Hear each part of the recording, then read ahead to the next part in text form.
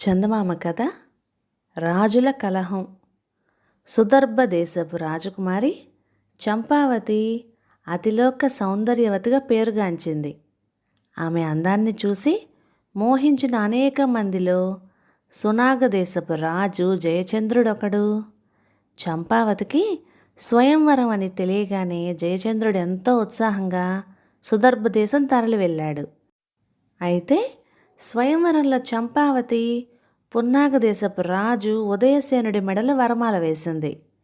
సునాగ పున్నాగ దేశాలు ఇరుగు పొరుగు ఉన్నవి. చాలా కాలంగా రెండు దేశాలకు పడడం లేదు. అందుకు కారణం జయచంద్రుడి అసూయ. ఉదయసేనుడు సమర్థుడైన పాలకుడు. స్వయంవరం ముగియగానే జయచంద్రుడు పెద్దగా అరుస్తూ చంపావతి ఎందుకు పనికిరాని అసమర్థుని వరించడం తనకు బాధగా ఉన్నదన్నాడు. స్వయంవరం అంతా ఒట్టి మోసపు తతంగం అన్నాడు. మిగతా రాకుమారులు ఈ మోసాన్ని సహించకూడదు అన్నాడు. ఈ మాటలు విన్న ఉదయసేనుడి పరివారం కూడా బాగా ఆవేశపడ్డారు. తక్షణం జయచంద్రుడికి బుద్ధి చెప్పాలి అన్నారు. స్వయంవరానికి వచ్చిన చాలామంది రాకుమారులు కూడా జయచంద్రుడి ప్రవర్తనని చేదరించుకున్నారు. అయినా ఉదయసేనుడు మాత్రం ఆవేశపడకుండా, జయచంద్ర, నువ్వొక రాజ్యానికి అధినేతవు, నీకిన్ని మాటలెందుకు? సమర్థుడు తన ప్రతాపాన్ని మాటల్లో కాక చేతల్లో చూపిస్తాడని నీకు తెలియదు కనుకనా అన్నాడు. ఈ మాటలకు అక్కడున్న వాళ్ళంతా నవ్వారు. ద్వంద్వ యుద్ధంలో ఉదయసేనుడికి సాటి రాగలవారు లేరన్న ఖ్యాతి ఉన్నది. అందువల్ల జయచంద్రుడు అప్పటికేమీ మాట్లాడకుండా ఊరుకొని తన రాజ్యానికి తిరిగి వెళ్ళి యుద్ధ ప్రయత్నాలు ప్రారంభించాడు. ఈ వార్త చారుల ద్వారా ఉదయసేనుడికి చేరింది. ఉదయసేనుడికి యుద్ధం ఇష్టం లేదు. అయినప్పటికీ తను యుద్ధ ప్రయత్నాలు చేస్తూనే యుద్ధ నివారణకు ఏం చేయాలా అని ఆలోచించసాగాడు. ముందుగా జయచంద్రుడికి రాయబారం పంపడం మంచిదని అతడికి తోచింది. వెంటనే ఒక రాయబారిని పంపాడు. జయచంద్ర, కలహం నీకు నాకు మధ్య. అలాంటప్పుడు రెండు దేశాల మధ్య యుద్ధం తెచ్చిపెట్టి ఎందరో అమాయక ప్రజల చావుకు కారణం కావటం నాకు ఇష్టం లేదు. కనుక యుద్ధ ప్రయత్నాలు మానవలసిందిగా కోరుతున్నాను, రాయబారి చంద్రుడితో అన్నాడు. ఈ రాయబారం విని జయచంద్రుడు పెద్దగా నవ్వి రాయబారిని అవమానించాడు. జయచంద్రుడి మంత్రి మాత్రం, ప్రభు, ఉదయసేనుడు పిరికిపంద కాదు. ఈ విషయం మీరు ఆలోచించండి. మన ప్రజలు కూడా ఉదయసేనుణ్ణి ద్వేషిస్తూ ఉంటేనే మనం పున్నాగ దేశంపై యుద్ధానికి వెళ్దాము అన్నాడు. ఆ తర్వాత జయచంద్రుడికి ఒకరోజు చంపావతి నుంచి రహస్య లేఖ ఒకటి అందింది.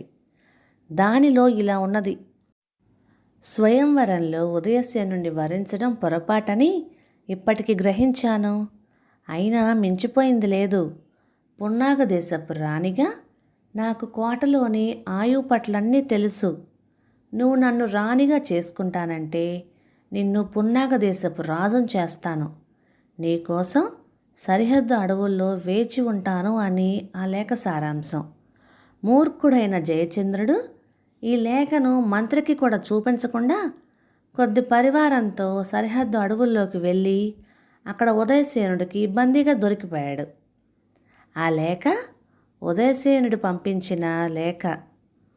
తర్వాత ఉదయసేనుడు సున్నాగదేశపు మంత్రికి ఈ విధంగా లేఖ రాశాడు: మీ రాజు జయచంద్రుడిప్పుడు నా దగ్గర బందీగా ఉన్నాడు. ఈ సంగతి రహస్యంగా ఉంచండి. మీ రాజుకి ఎలాంటి హాని జరగదు. అయినా కొంతకాలం మా అతిథిగా ఉండి మీ దేశం తిరిగి వస్తాడు. ఈలోగా మీరు యుద్ధ ప్రయత్నాలు మాని ప్రజోపయోగ కార్యక్రమాలు ఏవైనా చెయ్యండి.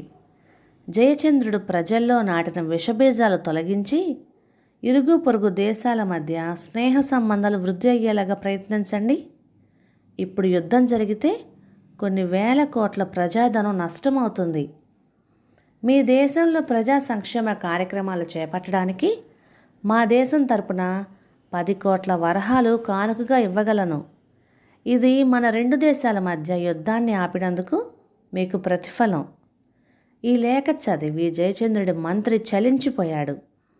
ఉదయసేనుడి మంచితనం ఆయనకు అర్థమైంది. వెంటనే ఆయన రాజు లేడన్న విషయాన్ని బయటికి పొక్కనీయకుండా రాజ్య పాలన కొనసాగించాడు. అంతేకాక ఉదయసేనుడు పంపిన డబ్బుతో ఉదయసేనుడి పేరిట ఎన్నో ప్రజా సంక్షేమ కార్యక్రమాలు ఆరంభించాడు. ఉదయసేనుడు జయచంద్రుణ్ణి 6 మాసాల పాటు తనకు బందీగా ఉంచుకున్నాడు. ఈ కాలంలో అతడికి ఎన్నో హితబోధలు చేశాడు. అతన్ని వదిలిపెట్టే ముందు తాను మంత్రికి పంపిన లేఖ గురించి వివరించి, నువ్వు నాకు బందీవన్న సంగతి అతి రహస్యంగా ఉంచబడింది. నువ్వు మారువేషంలో నీ దేశంలో ప్రవేశించు. నీ ప్రజలు నిన్ను గురించి ఏమనుకుంటున్నారో నువ్వే స్వయంగా విను. వాళ్ళు నన్ను ద్వేషిస్తుంటే మనం యుద్ధం చేద్దాం, లేని పక్షంలో మనిద్దరం మాత్రం ద్వంద్వ యుద్ధానికి తయారవుదాము అన్నాడు. జయచంద్రుడు మారువేషంతో తన దేశం ప్రవేశించాడు. ఎక్కడ చూసినా ఉదయసేనుని గురించిన స్తోత్ర పాఠాలే వినబడుతున్నాయి. ఉదయసేనుడి పేరిట రాజ్యంలో ఎన్నో బావులు, చెరువులు, ధర్మశాలలు, ఉచిత వైద్యశాలలు వెలిశాయి. సునాగ దేశపు ప్రజలంతా ఇప్పుడు పున్నాగ దేశం పట్ల స్నేహభావంతో ఉన్నారు. జయచంద్రుడు రాజధాని చేరుకుని మంత్రిని కలుసుకొని, ఏమిటిదంతా అని అడిగాడు. తమ రాజు తిరిగి వచ్చినందుకు మంత్రి ఎంతగానో సంతోషించి, ప్రభువులు క్షేమంగా తిరిగి వచ్చారు, ఉదయసేనుడు అన్నమాట నిలబెట్టుకున్నాడన్నమాట అంటూ ఎంతగానో శ్లాఘించాడు. దానికి జయచంద్రుడు కోపగించుకొని, నా శత్రుదేశపు రాజుకు స్తోత్రపాఠాలు పలుకుతావా? నువ్వు రాజద్రోహివి కావా అన్నాడు. ప్రభు, ప్రజలు ఉంటేనే కదా రాజుకి మనుగడ. యుద్ధం ప్రజల మనుగడకే ముప్పు తెస్తుంది. ఈ 6 మాసాలలో నేనెన్నో ప్రజలకు ఉపయోగకరమైన పనులు చేయగలిగాను. యుద్ధ ప్రయత్నాలు మానడం వల్ల పొదుపైన డబ్బులో కొంత భాగం ఉదయసేనుడు మనకు పంపాడు.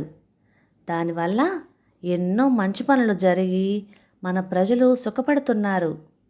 మీరు అవమానకరంగా మాట్లాడినా సహించడమే గాక మిమ్మల్ని బందీగా పట్టుకొని కూడా మన రాజ్యాన్ని ఆక్రమించే ప్రయత్నం ఉదయసేనుడు చేయలేదు.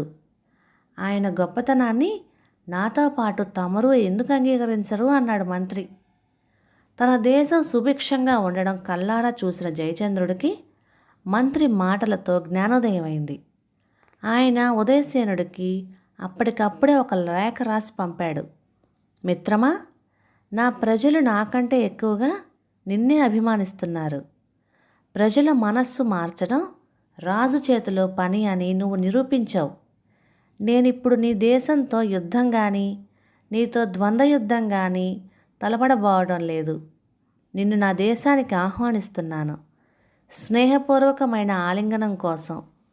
ఉదయసేనుడు ఆ లేఖ చదివి ఎంతగానో సంతోషించాడు. ఆ తర్వాత పున్నాగ, సున్నాగ దేశాల మధ్య మైత్రి తరతరాలుగా వర్ధిల్లింది. కథ సమాప్తం. ఇక ఈ కథ మీకు నచ్చినట్లయితే ఇలాంటి మరెన్నో తెలుగు చిట్టిపొట్టి కథల కోసం please like, share and subscribe to my channel. Thank you.